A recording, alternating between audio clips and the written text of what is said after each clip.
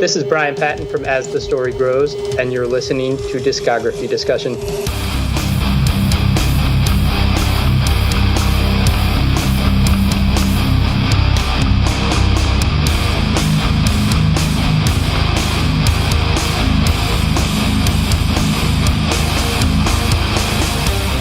You're listening to Discography Discussion, episode 103, Me Without You, featuring BRYAN PATTON of As the Story Grows.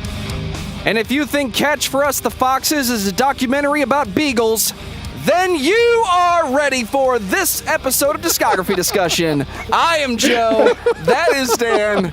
I broke him, apparently. Oh, what else did I have to say? Oh, yeah, that is Geoff. And, yes. BRYAN PATTON is here from As the Story Grows. Hey, thanks for having me. Trigger the sound effect of the applause. You need to get a soundboard, Joe, every time, we just hit applause. I have one. It features Matt Nas currently. You need a soundboard of me. All the stuff you've edited out that I say. It would be one button and it would be a beep. There you go. Well, tonight we brought BRYAN on the podcast to talk about one of my favorite bands, one of many, which is Me Without You. And I know it doesn't normally fit into our format of metal, but the people have spoken and they have expressed interest in us talking about bands that are not beat you over the head with a tire iron every single album, every single song. What? What's wrong with these people? Oh, whatever, man. We did The Offspring a couple of months ago. I wasn't there for that for a reason. Yeah, we've done bands that are not really in the metal world. But with Me Without You, it was somewhat special because it just helps me complete my goal of covering every single tooth and nail solid state associated band. And so they definitely fit in the pocket. As we were talking about in the Norma Jean episode where we were talking about Memphis Shall Be Laid to Waste, we were talking about Me Without You and Aaron a little bit on that episode. And, I think that I think it's appropriate to cover this band, and we couldn't have thought of anybody better than BRYAN to come on and give his 2 cents on their discography. My goal is to make things less metal, so thank you for this episode. Yeah, anytime. We're watering down. No, we're not watering down. We're diversifying. There you go. Well, before we start talking about the ending of Full Metal Alchemist Brotherhood, I'm going to take this time to say thank you to everyone for listening to the podcast. Thank you for listening and for subscribing. If you are not a subscriber, then you can find everything Discography Discussion at discussmetal.com. We are on Spotify, Apple and Google Podcasts, TuneIn Radio, Stitcher. So if you have an Amazon Echo or a Google Home, you have no excuse. Ask it to play the latest episode of the Discography Discussion podcast, and it will. We're also on Facebook and on Twitter at discussmetal. Be sure to like, favorite, and subscribe. It really helps us out. It lets us know you're listening, and now Dan is going to tell us all about 5-star reviews. We love 5-star reviews if we can get them. We definitely want reviews that tell us how you feel. If you're critical of our podcast, let us know. We'll do whatever we can to not have you be critical. But, we have been getting reviews, and I actually want to read one for you guys right now, if we have time. This is a 5-star review we got from DodgerFan428. This is on Apple Podcasts. He goes, found this show last summer and recently became a patron of it. Thank you very much. I love the fact that I can finally have a podcast that goes over the entire discography of my favorite bands. I disagree with opinions said pretty much on every episode, but I love it nonetheless. Keep it up, guys. Man, talk about brainwashing. Yeah, I know. You're paying us to piss you off. That's amazing. That sort of thing. Yeah. I disagree with you guys, but still 5-star review. And that's why we love you. Yeah, absolutely. Keep it up. Thank you for joining our Patreon. You have no idea how much that helps. And we want more of those reviews. And like I said, we will eventually cover an embarrassing band if we get enough reviews on iTunes and Apple Podcasts. So keep it up. Let us know. You can always reach out to us. Let us know how you feel. And now BRYAN is going to tell us all about As the Story Grows. Yeah, so I took over As the Story Grows from Travis Turner. Everything metal, hardcore, indie rock, emo. We'll talk to them. It's just been fun getting to talk to musicians and realizing they're just cool, normal guys like the rest of us. So it's been great. Yeah, that's probably been my favorite part as far as interviews are concerned as well. It's just they're just people. And it's great whenever you get to actually have just a normal conversation instead of like worshiping at the altar of whoever band they play with. That's great. Yeah, and I guess with with bands that are more, on the indie side of things, be it hardcore or metal or emo or whatever, like I feel like a lot of those musicians are a little bit more willing to be more honest and real because they're not the type that have bought into their own hype. And that's what I enjoy the most about listening to those interviews. It's just that they're so much more like in depth and a little bit more like eye opening as far as how things really go in their music scenes, whether it be like a Christian music scene or just the punk rock scene in general. I think that's what I take away the most from the show and the interviews. It's just that like you get a really clear view of if you're a musician and you're starting a band or whatever. These are some things you might actually have to watch out for. Yeah. No, we have an episode coming up with Geoff from Unashamed, and he talks about the old school tooth and nail hardcore scene and getting started, and it was pretty crazy to hear some of his stories. So it'll be a good one for people in a few weeks. Yeah, we'll share that whenever it posts, so you guys can all hear that. Unashamed is definitely one of my favorite bands from that era, so definitely looking forward to that. We got time for a couple comments, Dan? Absolutely. We got all the time in the world, man. That's right. It is an audio podcast, and I am the editor. There you go. We got a tweet from TJ Weber in regards to the Norma Jean episode 100. Finally listening to the Norma Jean episode of Discography Discussion. Great work. Especially loved when you were dissecting Polar Similar. Took the words right out of my mouth. Well, we have those words now, and they're ours now, and you can't have them back. We just took them. We got a YouTube comment from Morgue Original Music on episode 101, Killswitch Engage. This one was, again, really interesting. I think he was binge-watching our show at this point. Killswitch Engage was a band I never got hugely drawn in by, but know the singles, video songs pretty well. Great nostalgia on those tracks, just not all the albums all the way through. I was a little confused by the changing of Jesse and Howard. So glad to have that cleaned up. Totally Team Howard, by the way. So we got a Team Howard. Yeah. Team Jesse all the way. I'm not saying you're wrong, but I'm not saying I agree either. I think they were both really good vocalists for that band. I think it's fine. Oh, yes. Way. Yeah, you're both good, but I got to have a little fun. So, Dan, tell me about Me Without You. Well, Me Without You was a band that I heard for the very first time on Norma Jean's Bless the Martyr, Kiss the Child album. Now, I didn't hear the whole band. I just heard Aaron Weiss do a vocal on Memphis Shall Be Laid to Waste. And as I said on the Norma Jean episode, I didn't know that was a guest vocalist or something along those lines. I just thought it was part of the band's sound. Didn't really know anything else about it. But I found out probably a couple of months later, they're like, no, the guy that did that guest vocal has his own band called Me Without You, and they do that all the time. And I was like, okay, well, here's my $10. Let's have a look. Let's be honest. What you got going on there. Let's be honest. It wasn't $10 back then. It was probably like $16.95 or something at a Christian bookstore. But yeah, A to B Life was very interesting because I was really deeply rooted in hardcore when it came out, and I really didn't know what to make of this when it first came out. Yeah, it was quite the experience. The first time I heard Me Without You was live. They had just signed to Tooth and Nail, and they were, I don't remember if it was a one-off show or a tour, but it was Further Seems Forever, Narcissist, Dead Poetic, man. and Me Without You opened up. And they came out at the time, they wore these really far too tight suits and had flowers all over the stage. And my thought was, well, this is going to be some Beatles revival, weird hippie band. And then they just, post-hardcore exploded, flowers everywhere. And I was an instant fan because they were magnetic live.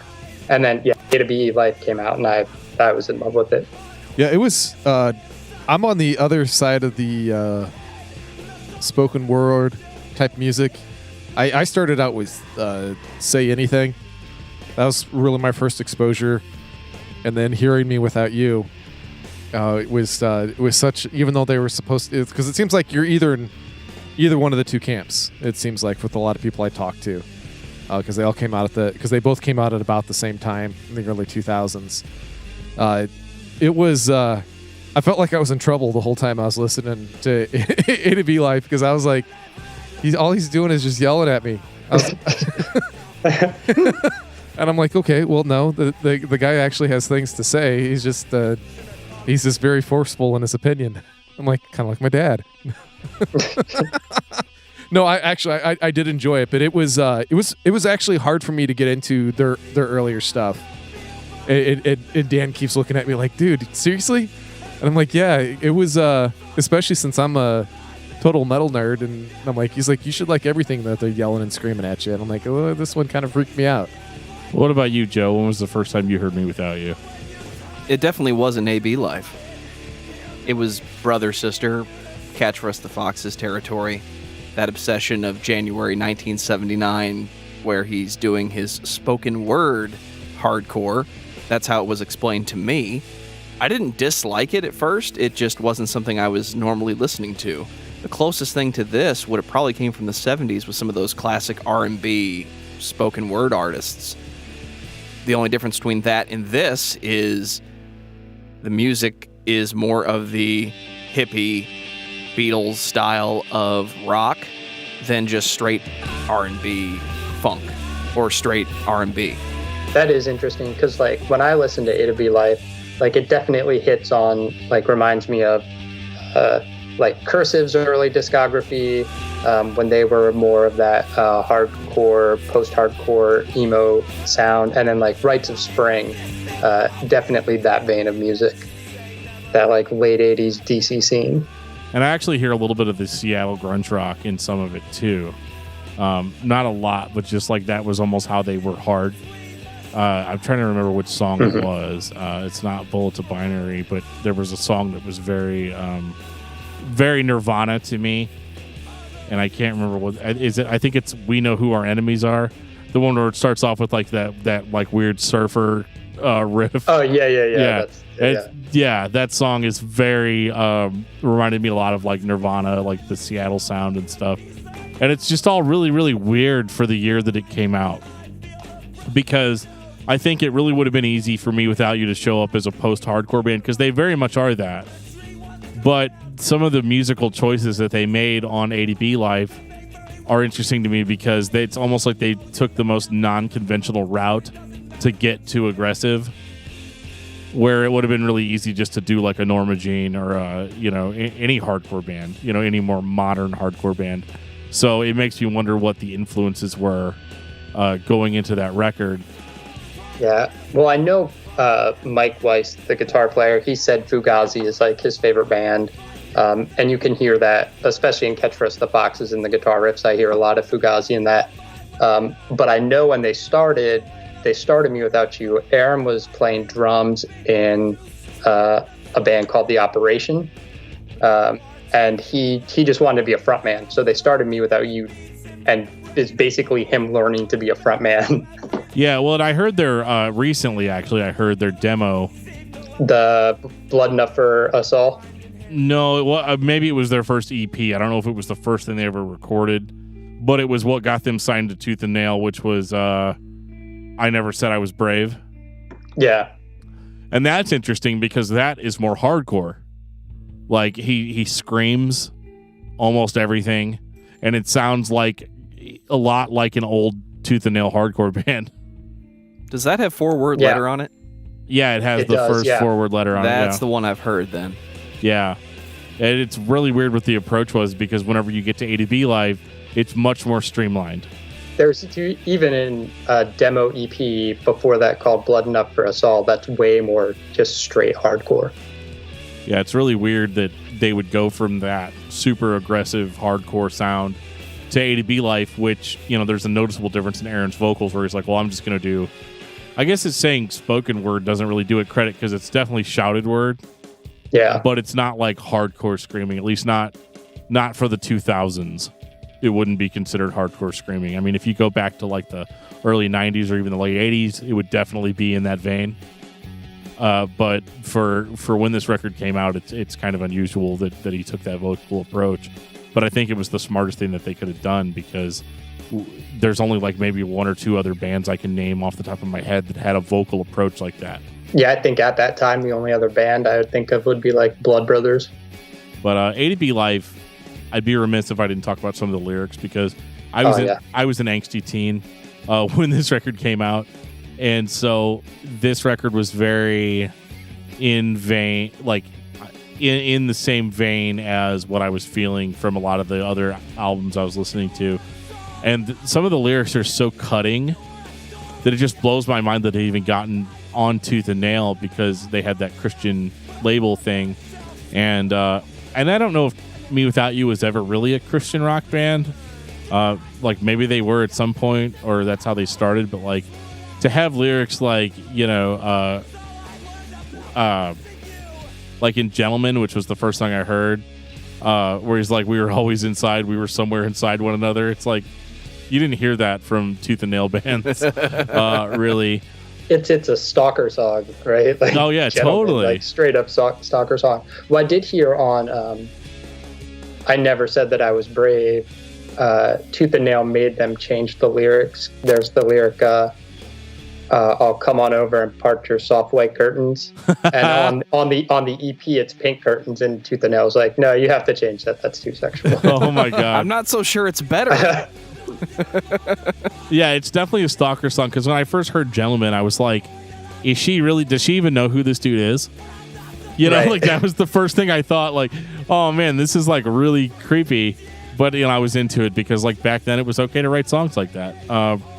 It's interesting how things have changed over time, just in the past decade. But what I found really fun about that album was like some of the relationship songs that he had, because this is the most like personal relationship album, maybe next to Catch for Us the Foxes, which had a lot of personal stuff in it too. But this album was like the immature version of that. So like he, for like The Cure for Pain is in the Pain, where he's like, in the piece you had, she said, I must confess, I'm glad to see it go. Like, this is definitely like a Women Are Evil kind of album, which again is just really weird to hear on Tooth and Nail. I mean, it's not that like every band on Tooth and Nail was like playing worship music or anything, but like this was very different than what I was expecting going into it. And it definitely pleased me as a immature teen. But when I go back and listen to it now, I'm like, holy shit, some of these lyrics are kind of creepy. You ready to catch the foxes? Yeah, I think so. I think I've said everything I could say about A to B Life. 2004, Catch for Us the Foxes. One of the most epic albums ever created. Really? Going in hot, huh? Just going to come right out and say it. All right. Let's hear why. Spoiler, here's my final thought on mewithoutYou. Oh shit, we're like 10 If you in. took a Chaos Pad, which is a MIDI controller designed to create chaos, it basically takes all the electronics that you would normally define like on a piano and just puts it on a flat surface that, depending on where you point, it changes the sound. mewithoutYou is kind of like an experiment, like a band created by a mad scientist. What are the vocals going to sound like today? Are we going to go full-on scream yell? Are we going to do, just classic Beatles singing? How's the music going to go? And you notice that going from the demo to A.B. Life, which I don't like that much, but I know it's a good album. You get to Catch for Us the Foxes. We're straight into the rock groove, and all the dynamics are in the vocals. He decides how intense the song is. Yeah, for sure. It's unusual for the vocalist to lead the band in that way. Because, like, in my experience as a vocalist, is like I'm just so unimportant in the grand scheme of things. I have to, like, make myself relevant, whereas I almost feel like these songs started with his lyrics and were written around them, which is weird because of how just, like, frantic his delivery is. But the weird thing about this record is that everything seemed a little bit more profound than it sounded on A to B Life. Like, A to B Life was just, like, pure teenage angst, whereas now it's still kind of that, but it's refined in such a way that the lyrics are more metaphorical. They're a little bit less in your face about things, and the music is much more smoothed out. It's not like jagged edge like it was on A to B Life or even the EPs and demos that came before that. I also want Claudio Sanchez to take notes. This is how you do a run-on sentence in a song like this. The first time I heard Catch for Us the Foxes, it was a little underwhelming from A to B Life because it did not have that grab you and shake you around. But like I said, you can hear the Fugazi influence in the guitar riffs. And yeah, Aaron's lyrics, I mean, they're different each album, and he's progressing each album. And this was like a major step from, just being a heartbroken teenager into something more adult and poetic. Yeah, and this was more of like the religious awakening. Like I hear a lot more references to religion, not just necessarily Christianity though. And I want to make that clear because that's a common theme with Me Without You, is that there are aspects of all religions in a lot of their lyrics. Yeah, I think it'd be safer to say that they're more spiritual than religious. They're a spiritual band where they just try to incorporate as many different ideas as they can. And that's really important on this album because it separates them from the pack as far as other bands that were on the label and in that scene, where they're not just like out to be like, oh, we just record music and it's all really for Jesus or whatever. And I really hope that check that the church wrote us clears. You know, like it's it's definitely a little bit more sincere. Yeah, because there's perspective in it, and I think that's, like you said, it's a big reason on why it puts them apart. Is it makes people think, and I think that's actually one of the things that when you have the spoken or yelled word, whichever way you want to look at it, it makes you have to focus on the lyrics more, which is interesting, especially for somebody like me. I'm notorious on this podcast for totally ignoring what people say because I'm more about the feel than I am about the words itself. So this was truthfully was a really hard discography for me to do, just because I am one of those, like, I don't really give a shit what he's saying.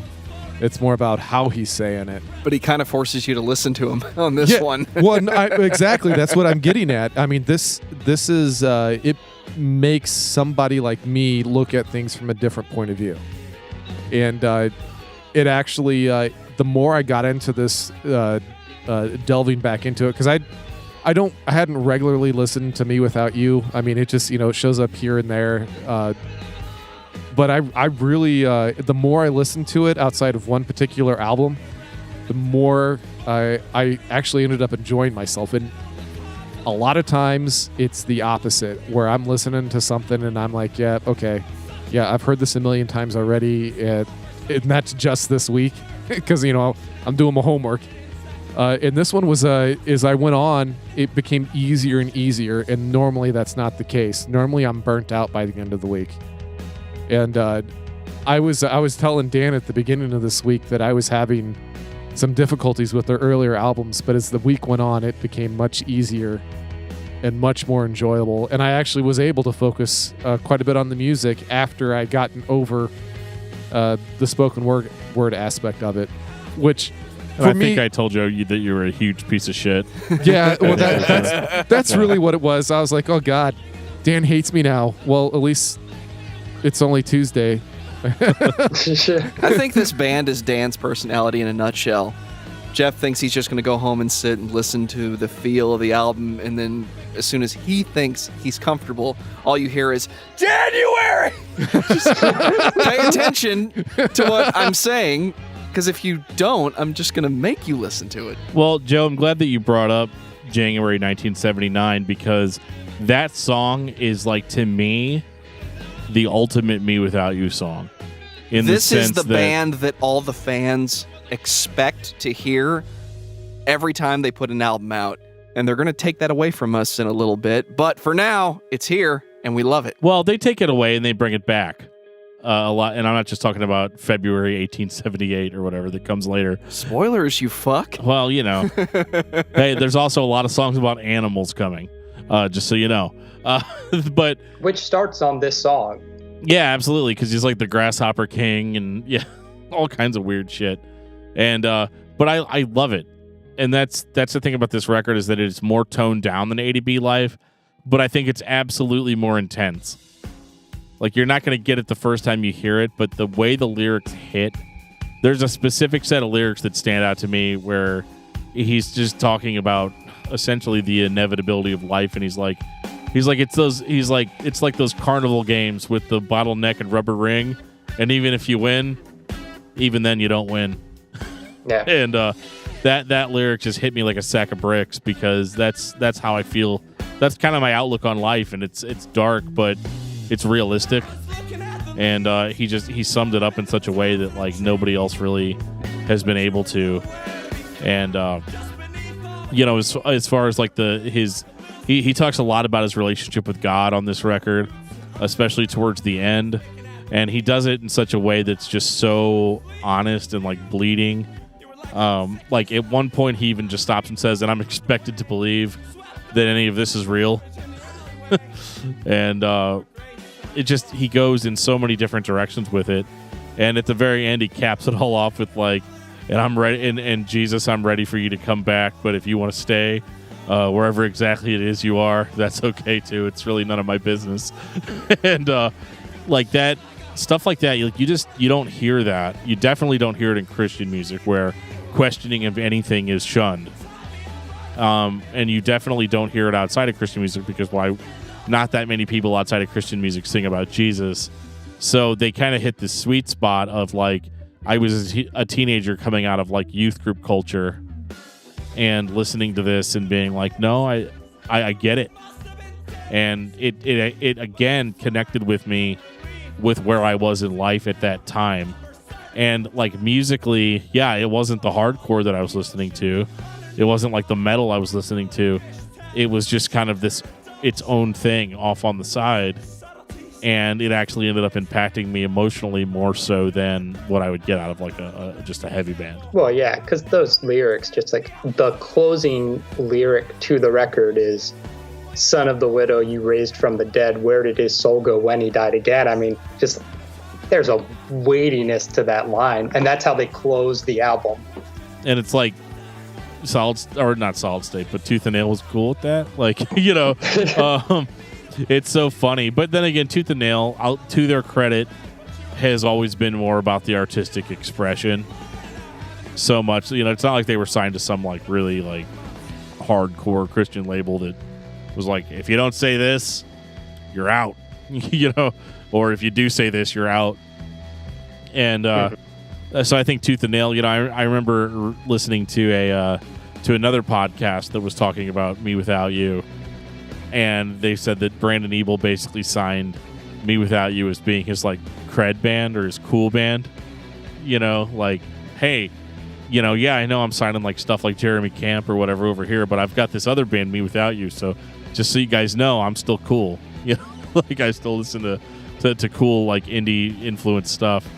And this record is important too, because in a lot of ways you can think of it as the first Me Without You album, because of how drastically different it sounds from A to B Live.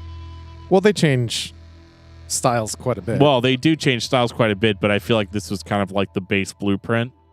Gotcha. Even the stuff that you're hearing from them now, while it's different than what you have on this album, they didn't deviate. Like they found their sound on this record, I guess is what I'm trying to say. Their groove? Yeah. I gotcha. All right, how about I give a little bit of cred to the producer, who's one of my favorite producers of all time. Brad Wood. Fucking Yep. love him, man. He might have produced like my favorite album of all time. What's that?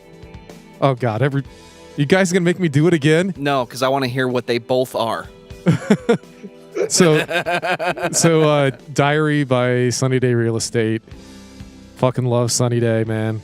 That album, it's great.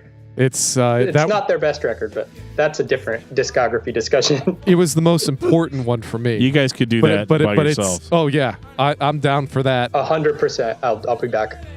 All right. I'm here to make everything emo. So yeah, no, I think what they're saying is I have to go on your podcast because they don't want Sunny Day to be on here because I was going to suggest that Dan gets a time machine and we just move forward. Him with Sunny Day Real Estate, it's just like me with Zayo. Yeah, so Rising Tide's the best. That's my personal opinion, but I don't know. That or how's it feel to be everything on?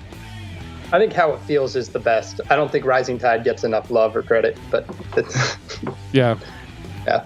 Well, it's kind of interesting. I'm just going to put some correlation between Me Without You and How It Feels, because that was a religious awakening essentially for Jeremy Enoch on that album. Who's on the next Me Without You album? Yes. Yep. Yeah. Is he singing about an orange spider? No, He's not. that's all Aaron. All of it. 2006, Brother, Sister. In my mind, I like to read this as Brother, Sister.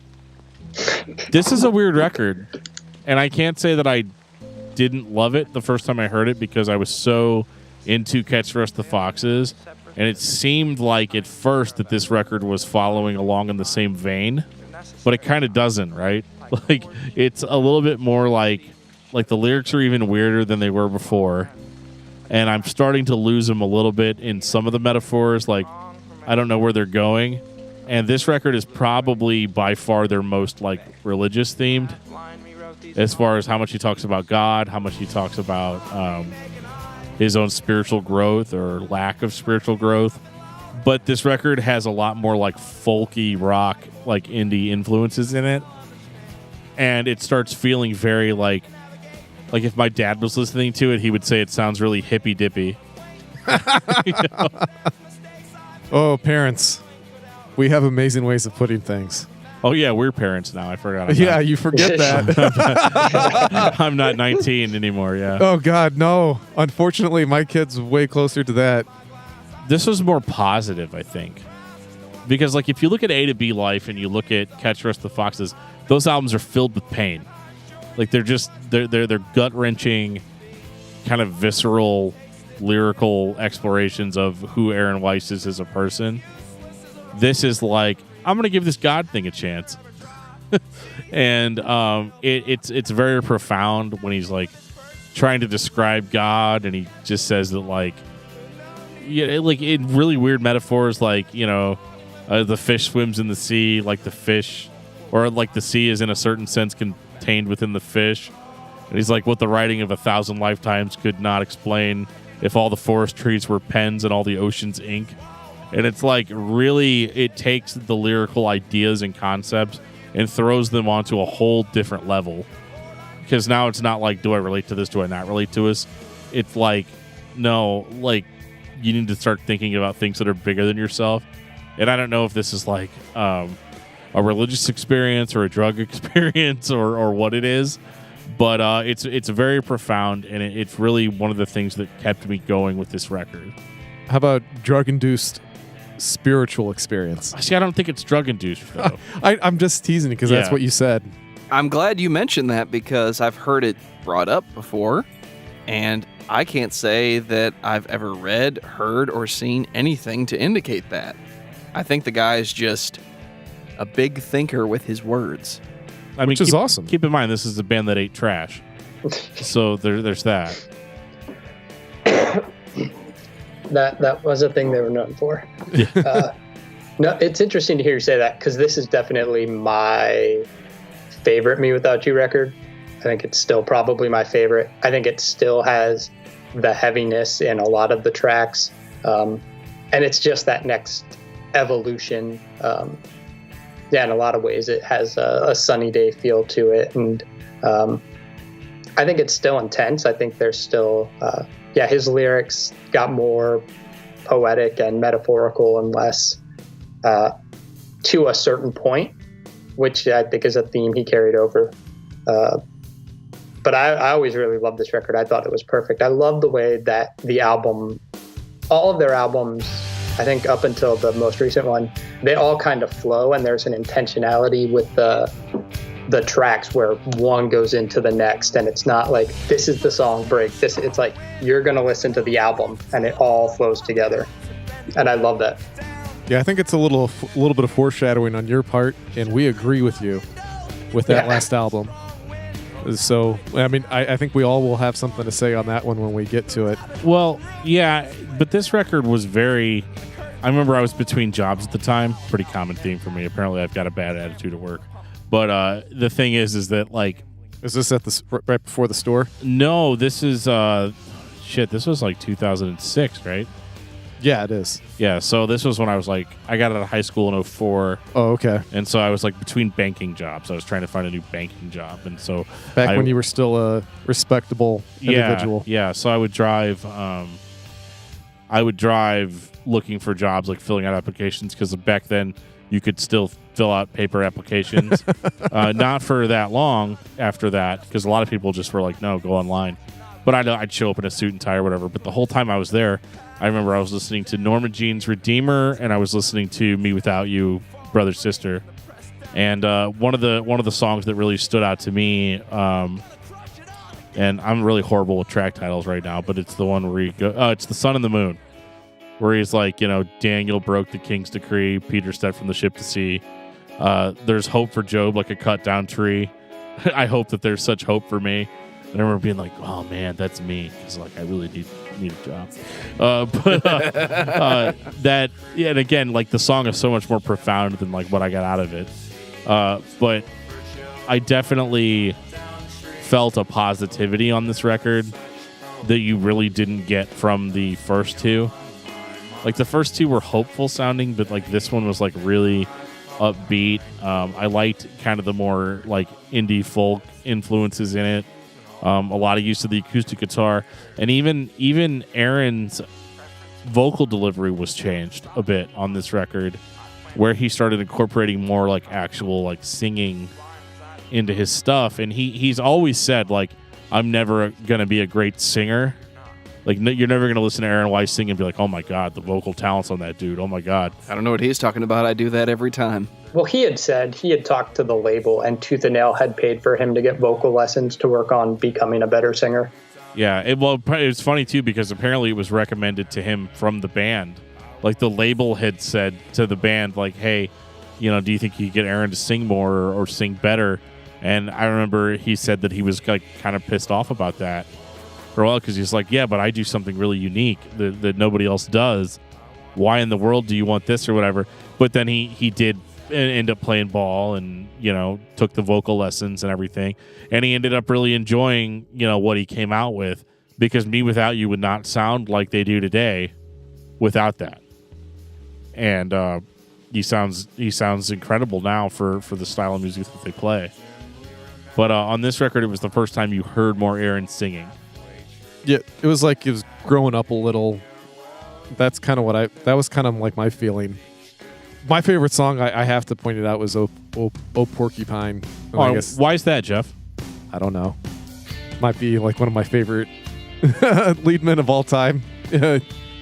Singing on that with him.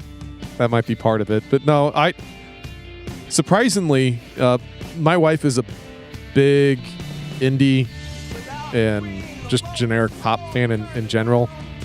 And it's a weird combination. Yeah, well, that's the two things that she likes the most. Like some people, like I like metal and new wave. That's a weird combination. So we actually, generally when somebody starts playing Me Without You in my household, it's actually my wife, which is interesting because it's normally Sunny Day is the closest that she'll get to stuff that I'll generally listen to. And then we both have a shared love of a band from Louisiana called Better Than Ezra that I know they got a couple of, like singles from the 90s, but they're actually way better than the stuff that you hear on the radio, sometimes that's very hard to explain to people, because I try telling people the same thing with Blind Melon. Like, dude, they were way, way, way, way better than the No Rain. That's like the worst song they've ever recorded.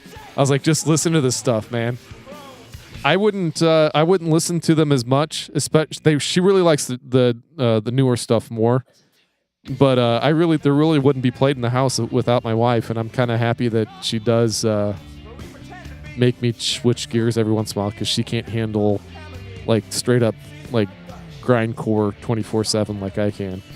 I think being predominantly a heavy music fan, Me Without You was always kind of a guilty pleasure for me. The truth is, though, is I listen to like tons of emo. Like when I don't, but like back then I didn't have a platform, so like nobody like knew about it. So it was fine.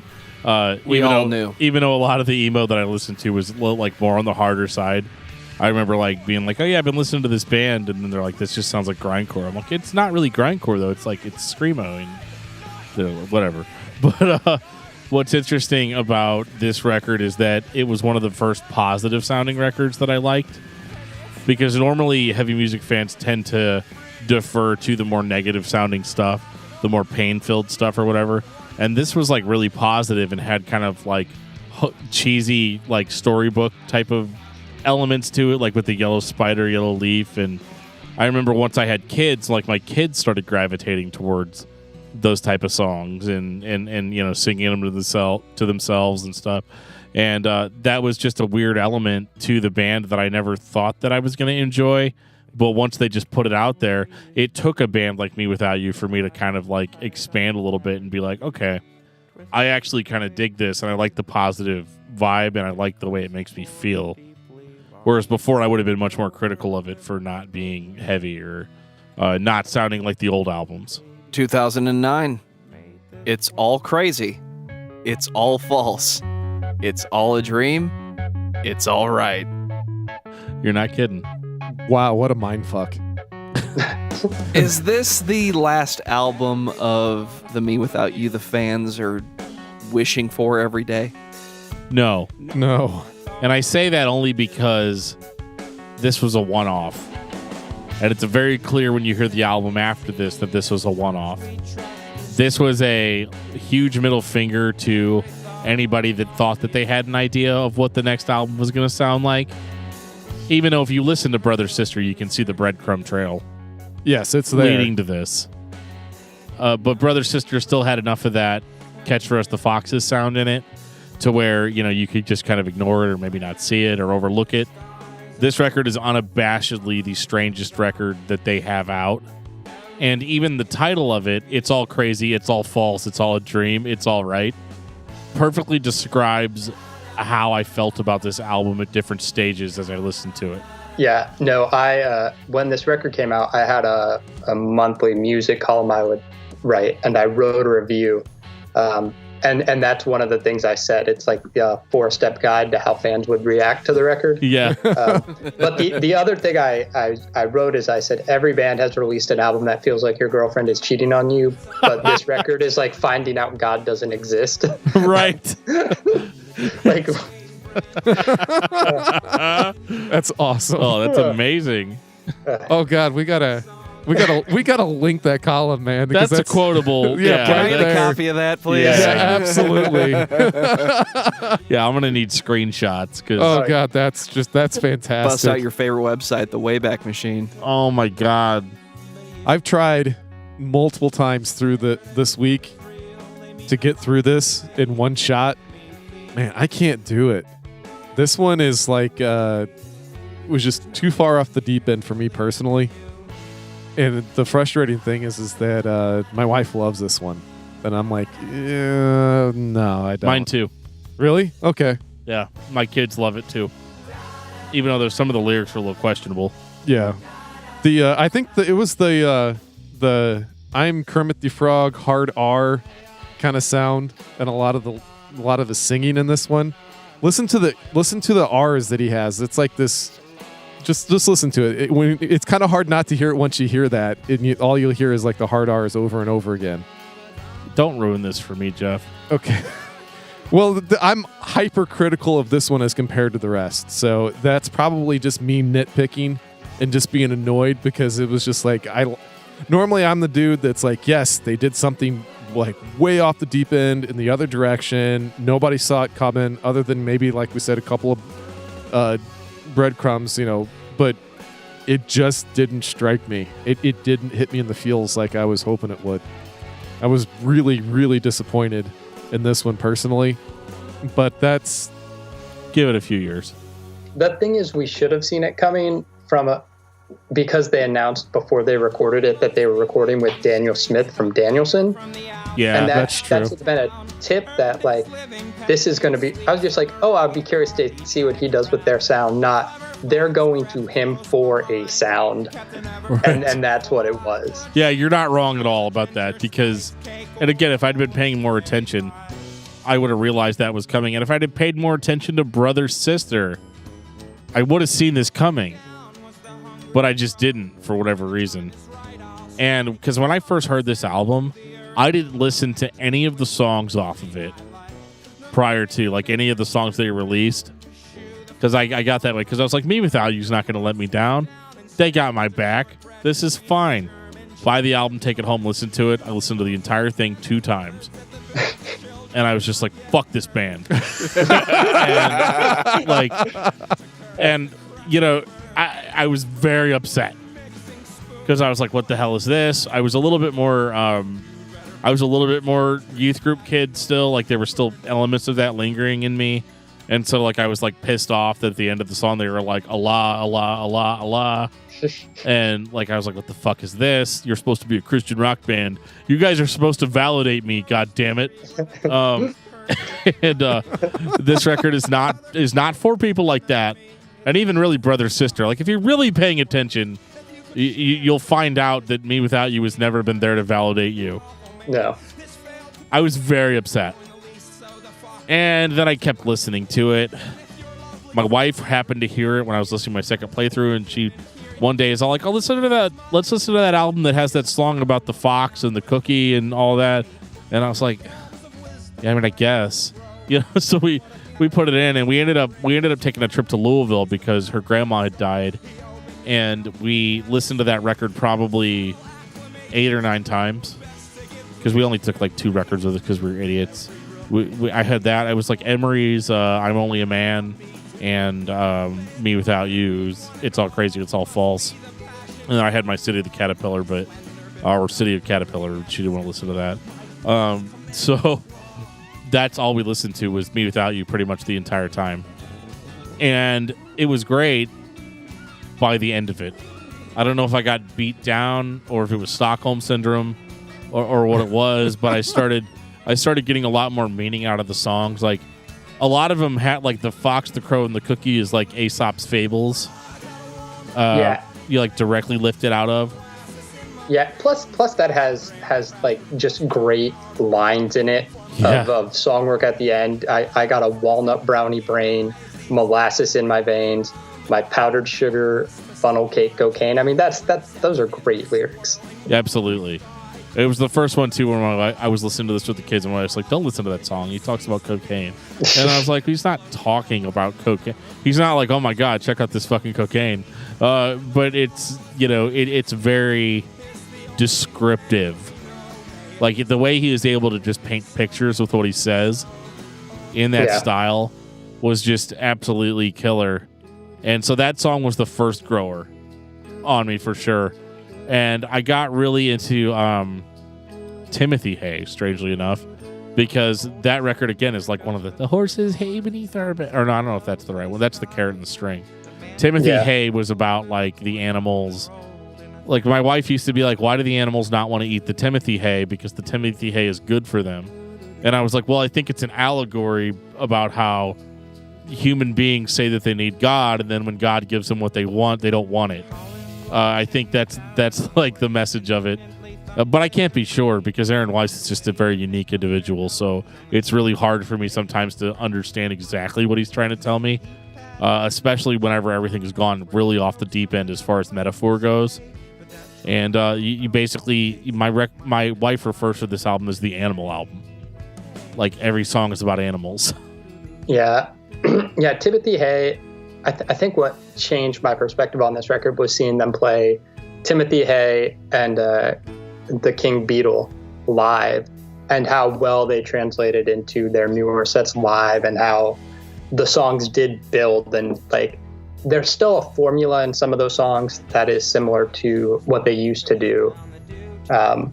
It's just in a different, packaging. But I think they're like, the King Beetle on the Coconut Estate is another like really great story song. It kind of enters into that Dave Bazan, Pedro the Lion, like telling a story type of lyrics that I really like and appreciate too. Yeah, I love that song. Some of my favorite lyrics from that album are on that song, where he's like, the Beatles king slams down his fist. Your flowery description's no better than his. We asked for the great light and you bring us this. We didn't ask what it seems like, or we asked what it is, And, that really was cool. And it gets weird, where like the Beetle King flies directly into the blaze himself. But it's a really cool story, and it's fun because like if you're just passively listening, that was one of the songs that kind of got me in the subconscious, where you're just kind of passively listening, but then you start catching on to the story and you're following it, and it's really cool. But it's one of those, like, you get about 6 tracks into this album and you're like, what band is this again? Mm-hmm. Because it doesn't really sound like Me Without You in the traditional sense. He doesn't really do his spoken word vocal very much on this record. It's almost non-existent. It's actually only on like one song, which was the which I remember really pissed me off, because it was like what was that song? It was like Bullet to Binary Part 2. And how like that, I mean, you can't just call that song Bullet to Binary Part 2.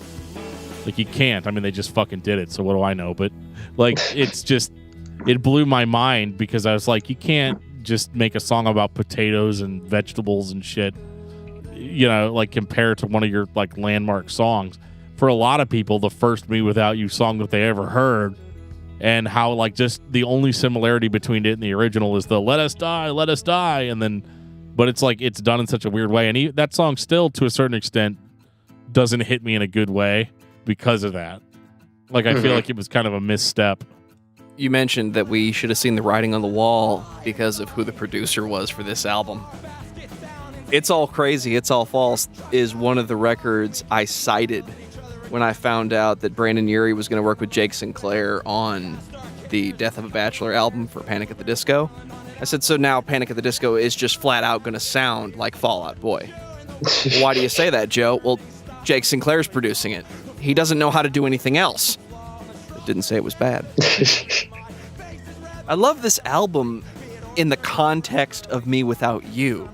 By itself, it's just fucking weird. Yeah, that's why I said it was a mindfuck. I was just like, holy shit, what the fuck is this?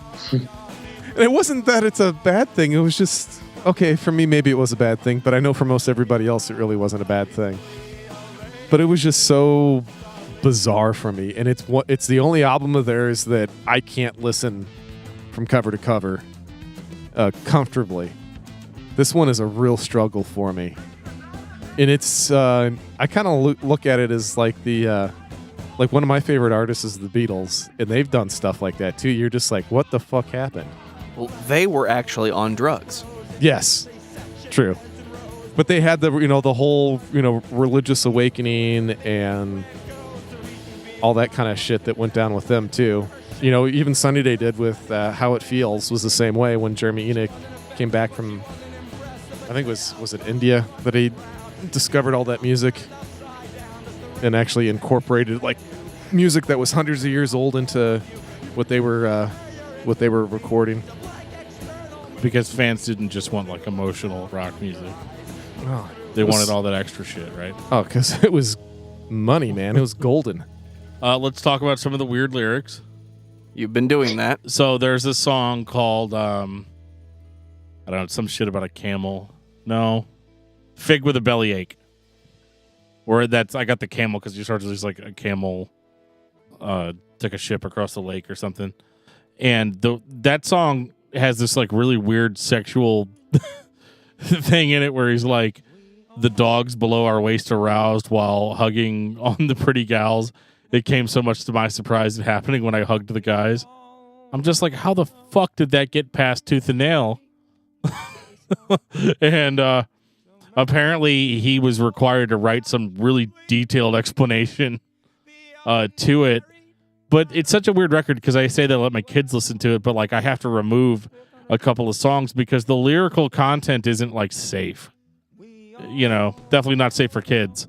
Might be safe for work, but it's weird that he goes places even still that most bands that he was peers with would not have gone. I mean, it took Norma Jean how many albums to say fuck on her record? And they still haven't said it as far as I'm concerned. So it's just funny that Me Without You has always just been kind of this open book type of band that I think a lot of their fans had an expectation of them. So I think whenever they throw out the like Allah, Allah, Allah song at the end, probably pissed off a lot of the Christian music demographic that had heard Me Without You and been with them the whole time. And even though like there's nothing technically wrong with the song, I just think that saying Allah, during that time in Christianity would have been just like a knee-jerk reaction type of word. And so because even I had it, and even when that album came out, I wasn't like super religious, but it still was like, that's weird. I thought these guys were Christians, Spoke English. Even though they didn't really English. Even though they never really said that. I mean, Aaron said in an interview one time when they're like, "Are you guys Christians?" And Aaron said something along the lines of like, "Well, I don't think that music is Christian or not Christian." He goes, "But us ourselves, we try to serve God as good as we can." Which is such a non-committal answer, but probably the honest answer. Yeah. And so I always respected that about them. Well, yeah, I think this record was largely polarizing for people. And I got into it again because I would go back to it. I'd go away from it. I'd go back to it. And I just went back and forth so much that eventually I just arrived at, it's okay. It's different, but I'm all right with it. Whenever I heard February 1878, I was immediately relieved. The glory of crowdfunding in 2012. Did they crowdfund this? This album was crowdfunded. This is back when the scam wasn't necessarily common knowledge. And when I say scam, I mean crowdfunding was a thing, but the people that were doing it, most of them had a foothold already. They already had a fan base. And it came down to, we want to do this thing our way. We don't want to rely on a record label. We need your help. And if you help us, we will give you what you asked for. And 10 Stories starts off exactly the way I think the majority of the fans wanted it to. Not only are we doing a callback, which is something mewithoutYou does very well, but it's classic mewithoutYou. It's got the upfront vocals, the grooves in the background, and it drops out when it needs to. It's the Catch for Us the Foxes mewithoutYou. That's what you wanted, right? Yeah, absolutely. I didn't fund this because I didn't know it was crowdfunded. Maybe if I did, my name would be in the liner notes or some shit. But the thing is that I didn't listen to any of the songs off of It's All Crazy beforehand. I'd definitely never made that mistake again. So I listened to this album, or I listened to the track they released off this album, and I was like, okay, this might be okay. And it was. This is my favorite mewithoutYou album. Which is weird because of how lyrically similar it is to It's All Crazy. It's an animal album. The song is literally about circus animals. Or the album's literally about circus animals and like their journey after like the train crashed. And that's really interesting to me because they were able to tell this type of story using the old sound for the most part. It doesn't sound like Catch for Us the Foxes the whole way through. But it's enough of an introduction with that first song to where you're on board. And they definitely go more, like, I would say that it has a little bit more of the brother-sister sound in it. Not as much of the It's All Crazy. But I think It's All Crazy opened up the door for them to be able to try anything on a song and people generally be okay with it. Yeah, I thought they did. I think they've always kind of done what they wanted to do anyway. And I think that I've had a lot of respect for them, even if I wasn't a huge fan of It's All Crazy. This is the start of the era of their music that I really enjoy. This is probably my second favorite album. And I really just can put this on and relax and really enjoy it. It's just, I don't know what it does. It's got a really calming effect for me. It's just super easy to listen to, and that's not always been that wasn't the case with some of their earlier material. This is just kind of like a mellowed out, grown up version, because some of the same stuff is still there, but it they just grew up. I think that's really what it is. That's pretty common with bands. The more albums you put out, the more mellow you get as time goes on, because that's kind of human nature. You tend to mellow out and perspectives change and you're looking at things a different way. But we still get the awesome lyrics. I mean, that's the best thing about this group is Aaron and his lyrical abilities and his metaphors, and allowing you to sit down and think about what he wrote and take it in from, however you want. Because that's the great thing about metaphors, is it can be about more than one thing, depending on how you're looking at it. And that's always been really fun with them. Yeah, I remember at some point before the record was released, they had said that the new songs were going to sound like Fugazi meets Lou Reed. And that kind of comes across. When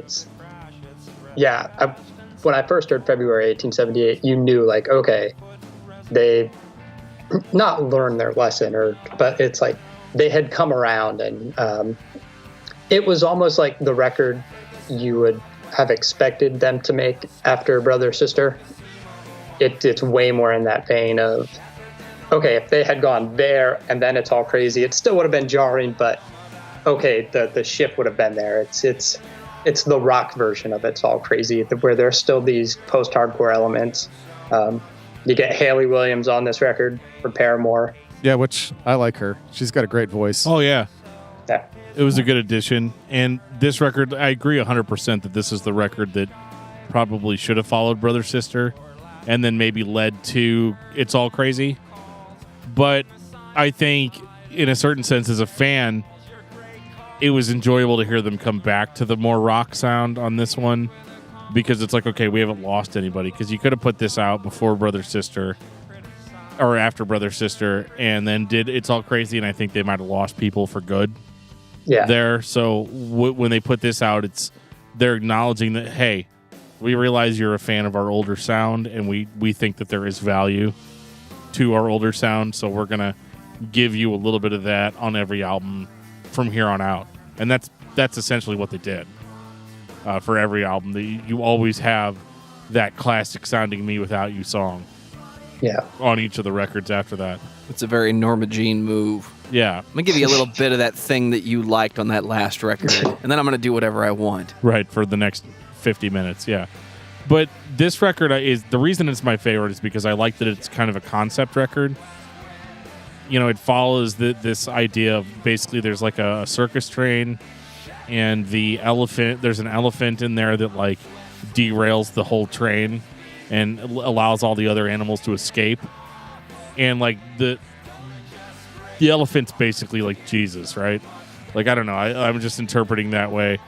But, the elephant ends up like, at one point they actually end up killing the elephant, like they hang the elephant.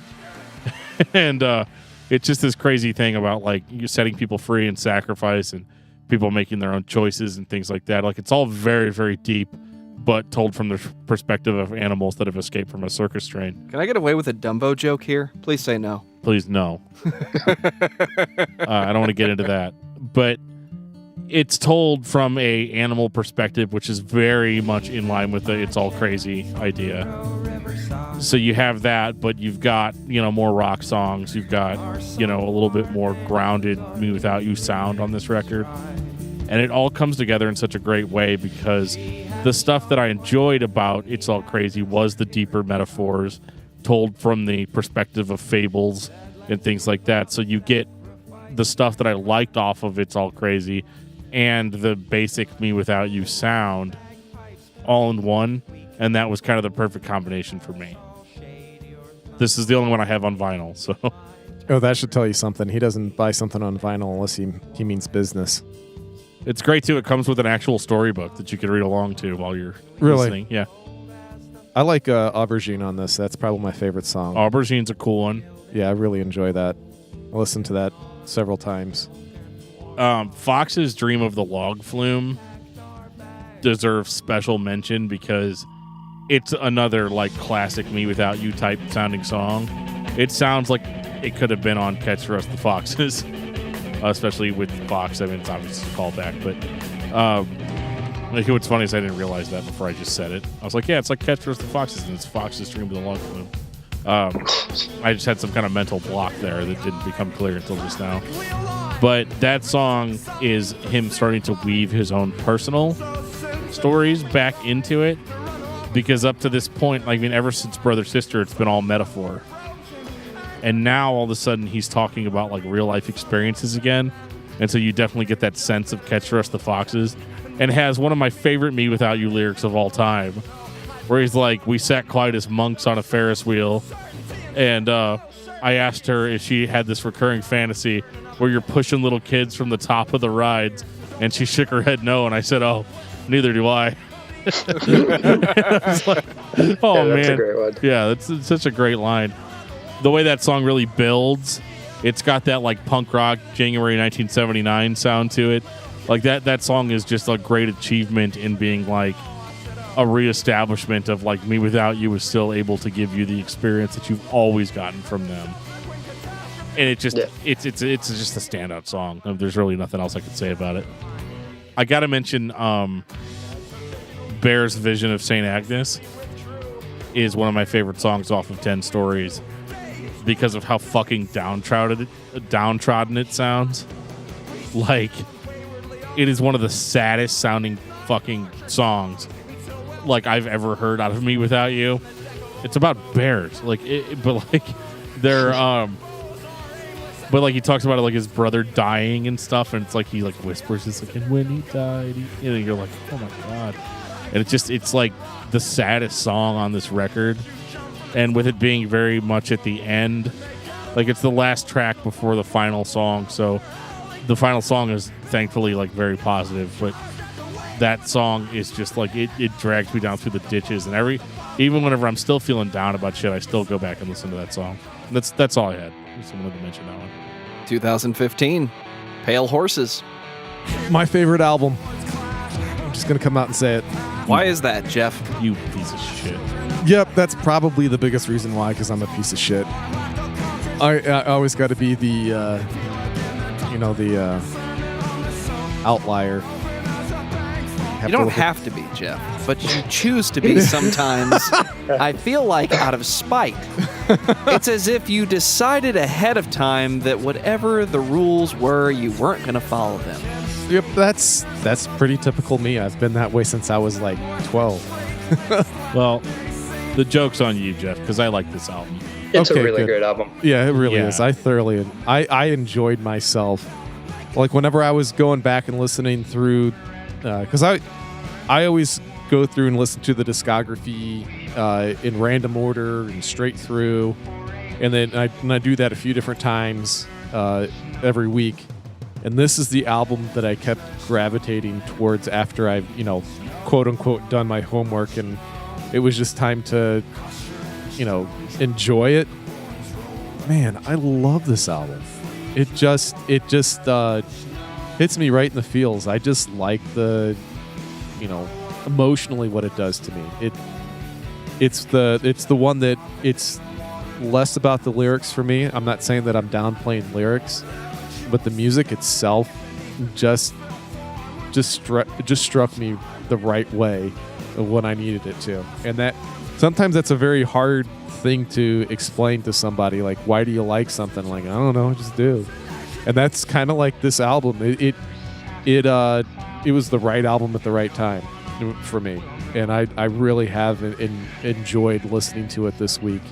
And I listened to it way more than would be required to do the discography. I just was listening to it because I wanted to.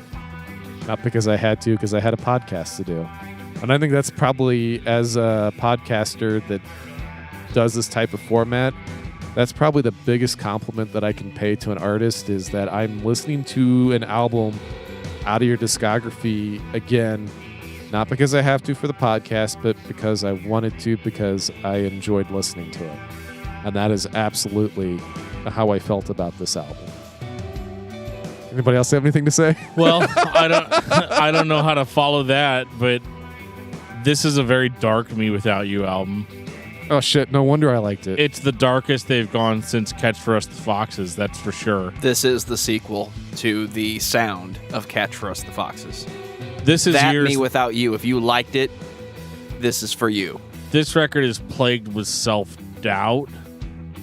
Like, I haven't really experienced a negative Me Without You album since Catch for Us the Foxes, so with this being as dark as it was, really kind of threw me off guard. I mean, I loved it because it sounded like Me Without You.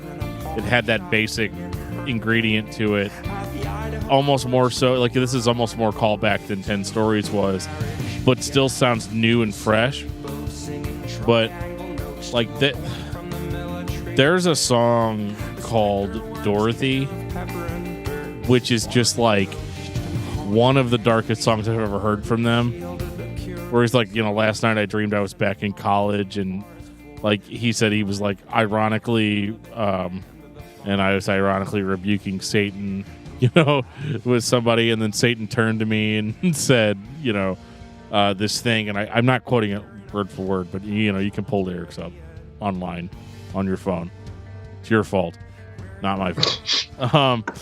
But it's so dark and so reflective of like kind of it's like looking at the lens of the past through like a darker lens, I guess, where, whereas his experiences about God and religion and stuff were very positive on like Brother Sister and on It's All Crazy.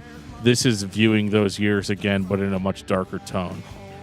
And I thought that was really interesting because I used to think of Me Without You as being this like hippie band that, was like super, we've got fucking harps on our songs and we're happy and all this. There's not a whole lot of happiness on this record. There's a lot of weird metaphors to like nuclear destruction and like mentioning of like Chernobyl and stuff that like Aaron's definitely in a dark place on this record, and it's one that I wasn't expecting because of the super happy place he was in on the most previous ones. Well, yeah, and like his father had just passed away before writing this album, and he had gotten married, and yeah, he does. I remember him talking about a lot of end times references, and it was a lot of the thing with these songs is he said there's no one theme to any song. It's all these different things that he was pulling from kind of mashed together. So there's not like this song is about this thing and it's like, yeah, this line is about this and this line is about that, and it's all interweaved throughout the album, which makes for some super interesting lyrical shifts and changes. Yeah, for certain, because it's more of a string of consciousness, which I don't think is intentional, but does place it more in line with the older Me Without You output. It's classic. So this is like catnip to fans of the older stuff, because it has that same personal, we're no longer singing songs about vegetables that can talk, and we're no longer talking about like turtles and bees and beetles and stuff like that. Like this is like some hardcore shit. Oh, come on, Aaron. Where's a song about horses? That'll make you feel better. I got excited when the album was called Pale Horses and they had a song called Red Cow, but like none of that shit is like, this is not what you're expecting coming into it. And I think that's a really good track, by the way. Red Cow. Oh God, yes. Oh yeah. Yeah, one of the best. Yes. And again, it gives you like, now they're able to call back to their old sound in a way that's really profound. And like when you listen to Red Cow, that song doesn't sound like old Me Without You, but sounds like the most Me Without You song ever. That one, as well as D Minor, also sounds that way. And I mean, I can't, like, to me, this is almost like a magnum opus type of release. It's not my favorite because I still really enjoyed 10 Stories, and that one really stuck with me for a long time. Because you got to understand, I had years of listening to 10 Stories before I got to Pale Horses. And so you grow certain attachments to albums when you're just waiting for the next one to come out. So what do you listen to? You listen to the most recent one over and over and over again. And so that's the only reason why that album edges this one out for me. But this was really great, and it's what I wanted. And they absolutely delivered in every sense of the word, with dark lyrics, kind of a darker tone, but also, like, again, it's much more mature. These are not dark songs because, oh, that chick that I was into doesn't like me. Like, this is the reflections of like a mature grown-up, which is what I tell myself that I am. And the only thing that makes you a grown-up is the fact that you have children, nothing else. Correct, and some of the gray hair. Oh, but some. Yeah, I got a lot of gray. I'm like a gray beard over here, but the thing about it is that this record delivers on a level that I think a lot of the throwback stuff that they did before didn't really deliver on. And so for this, not only is this a great Me Without You album, but it's actually one of the first ones that's a good jumping on point for new fans. Yeah, which they needed with the signing to Run for Cover Records and kind of a reintroduction to a more mainstream audience. Yeah. And so what do they give them? They give them the Me Without You treatment. They do kind of what made them popular in the first place, but just a more mature version of that. And that's the reason why I like it. I think mature is the best word you can use to describe this album. In 2015, when this came out, I painted this narrative in my head of how does this band that progressively softens their style but intensifies their lyrical delivery keep writing songs about animals and trees, and how are they illustrating this feeling using this childlike imagery so well, and then they become this fucking dark. I was watching Akira, I was playing a lot of Five Nights at Freddy's, and for some reason something clicked in my brain where I said, that was the kid. This is the kid just grew up, put away his toys, and walked outside to go get a job. Life is serious. Things happened. He wasn't in a good place. He couldn't be positive, but he gave you what he felt. Is everybody ready for Untitled? I think we are. I wasn't ready for the video for the first song they released off of this. Videos? Oh my gosh. What is that? Well, It's this thing that we used to do back in the 80s when cable television only had 27 channels, I think. MTV used to play music. Great place in the world called MTV. It had astronauts and a flag, and it was flashing, and it was liquid television and Eon Flux, and what the fuck am I even talking about? And Do you guys Beavis and remember Butthead. you guys remember the top 100 they used to do? Back when it No. mattered? Yes. Yeah. I used to stay all fucking day I'd stay in front of the TV and I would record my favorite music videos on a VHS cassette that entire day. Like that was like my favorite thing. That's what I looked most forward to over Christmas break outside of playing with my shit and my friends. Do you know what Dan used to love about MTV? Headbangers Ball. Don't you mean, Headbangers Ball. or the Hatebreed version? Headbangers Ball. Tonight on Headbangers Ball! All I got to say is the first Hatebreed album was pure fire, and the rest is kind of like not that good. It sounds like that, but it's not. We're talking about Me Without You. Right. Okay. So, Untitled, the first song they released was, what's the name of that song? It's like Julia or Holy to the Lord on the Bells of Horses. I mean, like, Jesus fucking Christ. Like, come on. And the music video is Back to the Future meets 1984. Oh my God. And it is twisted and it fits the dark mood of the song. And it's amazing. That is a visual I cannot get out of my head. Back to the Future, 1984. Yeah. Yeah, like, he's like, Aaron comes up and he's like, this is an oldie. At least it's an oldie where we come from. Yeah, and the guitarist is just like, all right, guys, watch me for the changes and try to keep up. But the whole time there's like this camera on them, you know, like it's giddy. And it actually reminds me of an old YouTube video that was popular, the How It Should Have Ended series, where they mixed Back to the Future with Terminator. And in this case, they just mixed Back to the Future with 1984. And the results are just incredible. Mm-hmm. But what struck me about this album the most was that it is a huge departure from Me Without You sound. Like, they still sound like themselves, but like it's very, I don't want to say dark, because that was the last record. The last record is like a noticeable shade of gray, but This is desperate. yeah, that's a good word for it. I don't mean desperate in we really got to put something together. We really got to half-ass it and put something out for the fans. This is, I have something to say, but I don't have the capability to put it into words or to put it into music. I'm not doing the best I can. I'm doing what I know how to do to get the point across.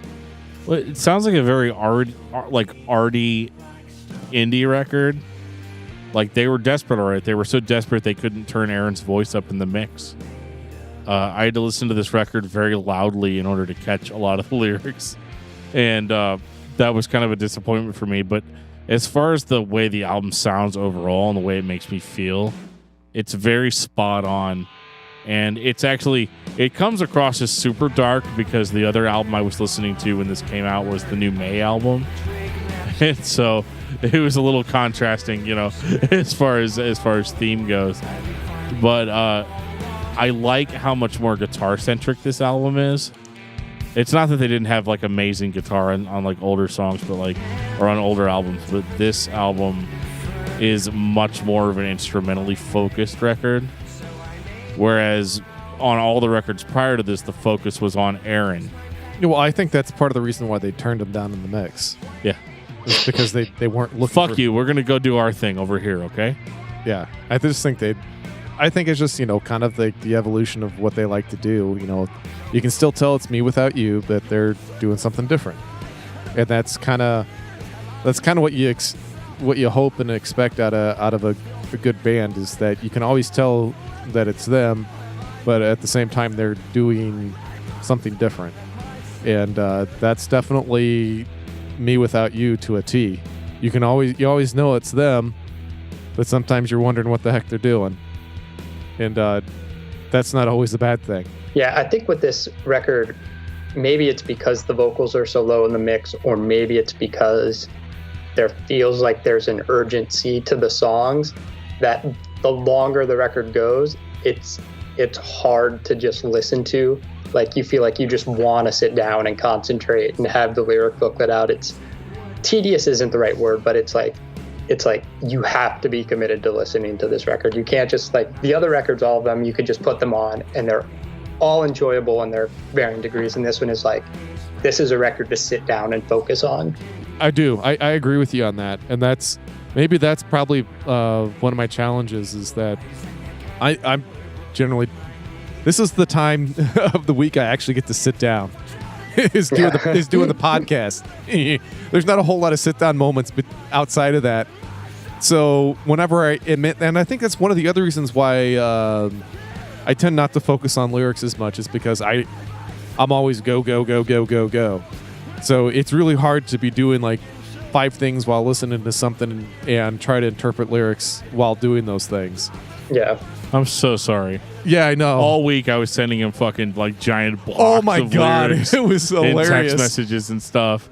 I'm like, I don't need to learn these lyrics. Dan's texting them all to me. Yeah. Because that's my favorite part of Me Without You is the lyrics. And and I'm not saying that I didn't, but this was the first time that I was like, he is so down in the mix that I'm actually having to stop in, like you said, I'm going to have to read along to see what's going on. Because always before it was like, the dude's fucking like shouting at me like he's my dad. I know exactly what the dude is saying. And now, and that's only just the first few albums that are like that. But now it's like, okay, this dude is down in the dumps and I can't hear what the hell he's saying.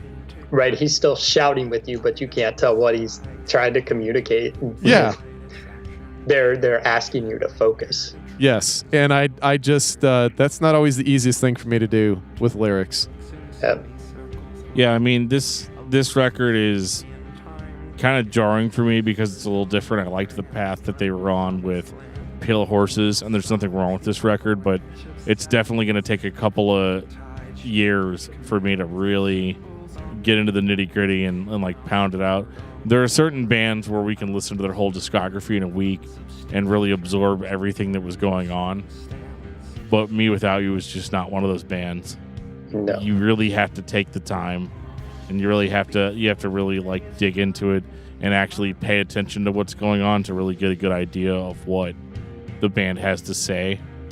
And that's one of my favorite things about them, is that they're a thinking man's band. Yeah, I was going to say intellectual. Yeah, and that's enjoyable. The fact that they taken these spiritual perspectives, but making you think about it at the same time. They're just not throwing stuff out there because quote unquote Jesus told him so, or the Christian label told him so. You making fun of Josh Skogan again? So and Jesus told me to just quit the band. I don't know. And that's the reason. I think that's one of the reasons why people actually, that are into Me Without You, that's part of the appeal, is that it makes you think.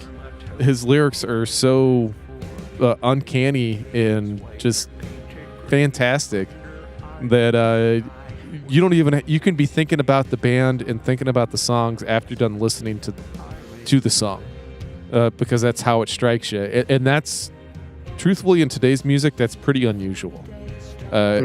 Most lyrics nowadays are throwaway. My girlfriend dumped me. I'm gonna fuck that bitch. My truck broke down. I mean, there's a lot of bullshit songs out there, and there's not a lot of deep and heavy lyrical content that is popular. And thankfully, there are bands that are like Me Without You. And that might be the other reason why I don't pay attention to lyrics so much. I've just gotten so damn desensitized. I just don't even give a fuck about lyrics anymore. So when a band comes along that actually has something to say and has, a way of making their listeners think about something when the song is finished, that's pretty profound. And that's one of the reasons why this is such a cool band. Would that be your final thought? Yeah, that would absolutely be my final thought, because that's really what I feel about them. Dan, what about you? I think Me Without You is a band that, if you haven't checked them out, I mean, what the fuck are we even doing here? But I think that if you haven't checked them out, you should obviously go back and listen. But they're a band that's going to make you think. They're a band that's going to make you pay attention. And even if you don't like everywhere they go in their journey, I don't think that makes their journey any less profound. So they're definitely the type of band that if you've got some kind of weird fetish for a hardcore or stuff that's overly aggressive, it may not be your cup of tea, but I think you should check it out anyway, because they changed my mind on what hard-hitting, impacting lyrics can be in a band, and how they can balance that out with a sound that might actually make you feel kind of good when you're done listening to it. And I don't really see that in a lot of the bands that I listen to. I don't always feel good when I'm done, but with Me Without You, I always feel good. BRYAN PATTON, final thoughts on Me Without You. Yeah, I mean, I've always thought their first 3 records are perfect. It's such a great way to start your discography, and just 3 fantastic full lengths. If I had to describe them in a word, it'd be euphoric, right? They're joyful and like hard hitting, and then they just evolved, and there's a poetic side and a darker side, and yeah, that maturity that comes with age has really shown through, and they're still making great music, and I hope they continue to for a while. If you think Me Without You is a band you can define and enjoy until the end of time, you're half right. You will enjoy Me Without You, but they're going to decide how they want to be presented and how they want to sound. I've never heard so many songs about happy subjects be so dark. And even the songs and the records that I don't like that much, I still listen to them because it's Me Without You. It's one of the heaviest bands you will ever listen to, and they definitely don't follow the definition to get that far. Geoff, what's your album of the week? I mentioned a band earlier. Since we're not doing metal this week, so to speak, I decided I was going to do a recommendation that's not metal, and it's going to be Soup by Blind Melon. Toes Across the Floor is one of my all-time favorite songs, so definitely check it out. Shannon Hoon has just an ethereal quality to his vocals. He's like the male Janis Joplin when it comes to that type of vocal style. So the dude is a freaking genius. I wish that drugs hadn't taken him from us so early. Dan, what about you? I went back to some like old At the Drive-In stuff, so I've been listening to In Casino Out by At the Drive-In. Just seemed appropriate for what all the other stuff I was listening to. Why is there hearts coming out of Dan's crotch on the screen? I don't know. Look at that, Joe. Let's cover that up. Huh? Can we cover that? No. All right, so there's hearts coming out of my. That's something that we've experienced now. I'm sorry. Brian, what about you? The new Pedro the Lion record, Phoenix. I've really been sitting with that one a lot. Dave's written a great record, getting back to his rock roots and more thematic lyrics about growing up in his childhood. And yeah. I definitely need to check that out. It's on my listen to list, but I just haven't gotten to it yet. When I think about artsy bands that change the way they sound and you just have to deal with it, I think of Alice Cooper. So I'm listening to Hey Stoopid all week when I'm not listening to Me Without You. Hey, Stoopid. Hey, Stoopid, how come you're not listening to Me Without You all week? Because sometimes, Geoff, love is a loaded gun. That's what we fucking did all week. I had a great time, though. Yeah, I really did. I wasn't expecting it because there's lots of plays of It's All Crazy in my house, and I was like, okay, no. And that's kind of what I started to, as time went on, I disassociated that album with them more and more, and I'm like, and when I went back to listen, I was like, okay, yeah, there was a reason why that I liked them before that album came out, and there's a reason why I liked them after. And yeah, Pale Horse is just, that's what I'm gonna listen to on the way home. Then I go home, I'm gonna listen to some more. I really, really love that album.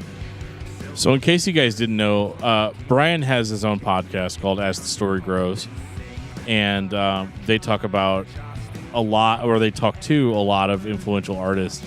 So if you're into stuff like Me Without You, you can definitely hear some stories and check out a lot of really cool bands based on the artists that he talks to on the podcast. And it's one of my favorite podcasts. As the Story Grows is the reason I got into podcasting. So it's definitely worth your time. And where can people find you online, Brian? Is it asthestorygrows.com still? Or asthestorygrows.com, on Facebook, Twitter, Instagram, As the Story Grows, the handle for all of those. That's Perfect. awesome being able to have like the same thing across all platforms. That's awesome. Pornhub.com/As the Story Grows. Yeah. Oh, Perfect. that could be interesting. Well, Brian, thank you so much for taking the time out to talk to us about Me Without You. Yeah, thanks, guys. Yeah, if this has been enjoyable for you, we will have you back to talk about other bands. Yeah, this was a great change of pace. Yeah. Super happy. I'm being serious. I like being able to switch it up. Even though I say I'm like grindcore 24/7, that's just, me being macho and being a dumbass because I'm really all like sensitive and like all gooey inside. And on that note, this has been episode 103 of Discography Discussion. Thank you for listening. You can like us on Facebook and follow us on Twitter at discussmetal. Subscribe to our podcast everywhere you listen to podcasts, including Google Play, iTunes, and Stitcher. Visit discussmetal.com for all things discography discussion, and please send questions and comments to danandjoeshow@gmail.com. If you are not a patron, you can become one at patreon.com/discussmetal. We have some sweet perks. BRYAN PATTON and As the Story Grows can be found online at asthestorygrows.com and across all social media platforms. I got that right, didn't I? Yep. Give me your money.